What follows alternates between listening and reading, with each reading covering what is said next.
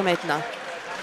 Lemire qui renvoie profondément en territoire des remparts. Ça circule par derrière le filet. Beauchemin qui tente de reprendre. Finalement, ça va aller à Brunel.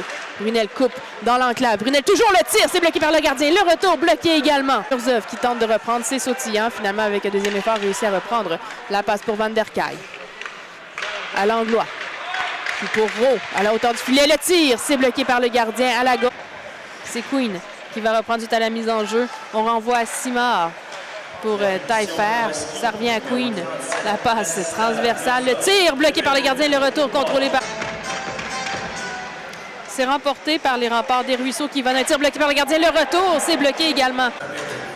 C'est remporté par les remparts Taillefer qui tente de dégager son territoire. Voilà, c'est fait. Simard qui va reprendre, ça amène en territoire des Huskies, le tir et le but. Avec 31 secondes à faire, Simard qui a réussi à s'échapper en territoire de la Meute. Oui, Elliott Simard, un deuxième but cette saison pour lui. Là, ça menait avec beaucoup de vitesse à 2 contre 1. A tenté le tir dans la partie supérieure et c'est réussi. Donc, Québec qui marque le premier but. 5 secondes à faire. Saint-Laurent laisse pour Brunel en zone neutre. Brunel qui perd la rondelle momentanément, réussit à reprendre. Brunel toujours en contrôle de la rondelle. Ça mène en territoire des remparts. Le tir, c'est bloqué par le gardien et ça dévie dans le filet!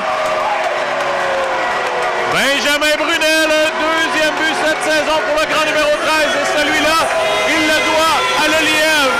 Un tir qui est très faible, qui est bloqué partiellement par le défenseur des remparts.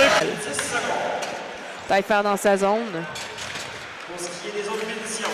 En zone neutre et il est arrêté en zone neutre par El-Khoury qui s'amène en territoire des remparts. El-Khoury, la passe et le tir, ça venait du bâton. Beauchemin tente de remettre plus loin. Charbonneau vient de l'embêter. Et finalement, Verdon va reprendre, coupe devant le filet. Le tir en deuxième et Ogonowski qui trouve le fond du filet.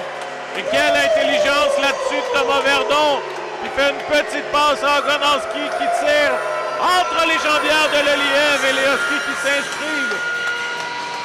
Un deuxième but ce soir. Première fois l'avantage dans cette rencontre alors qu'il restait seulement 35 secondes. Jusqu'en territoire des remparts, Benigno tente de se défaire de la défensive, mais Brennan est le premier sur la rondelle, laisse pour Youan.